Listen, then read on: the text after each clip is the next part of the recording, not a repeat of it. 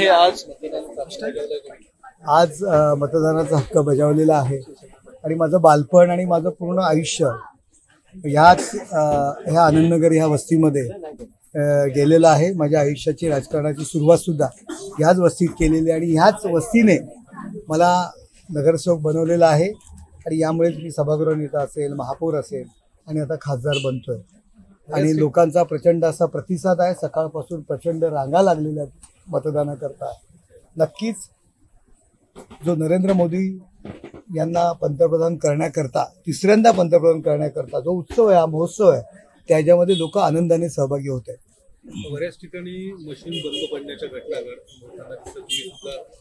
शेवटी काही ठिकाणी घडत आहेत, परंतु ते रिपेअर्स आणि या सगळ्या गोष्टी होत आहेत आणि चालू आहे। आता मतदान चालू आहे। थोडंसं प्रशासनाला त्याच्या आम्ही सूचना आणि विनंती केलेली आहे की बाबा थोडंसं फास्ट करा। ज्या ठिकाणी मतदान उशिरा सुरू झालं त्या ठिकाणी मागणी आहे का की आणखी वेळ वाढवून द्यावा? हो, लोकांची मागणी आहे आणि बाबा मतदान जर उशिरा सुरू झालं, एक तास उशिरा सुरू झालं तर त्या ठिकाणी वेळ वाढवून द्यावा, परंतु शेवटच्या माणसापर्यंत मतदान करण्याला संधी देणार असं आरोग्यांनी सांगितलेलं आहे। सकाळपासून तुम्ही फिरताय तर मतदान केंद्रावरती मोठ्या रांगा लागलेल्या आहेत। मतदानाची टक्केवारी वाढेल असं एकूण चित्र दिसते? हो, मला वाटतंय की मतदानाची टक्केवारी वाढेल। सकाळपासून खूप चांगला रिस्पॉन्स मतदानाला आहे आणि रांगाच्या रांगा लागलेल्या आहेत।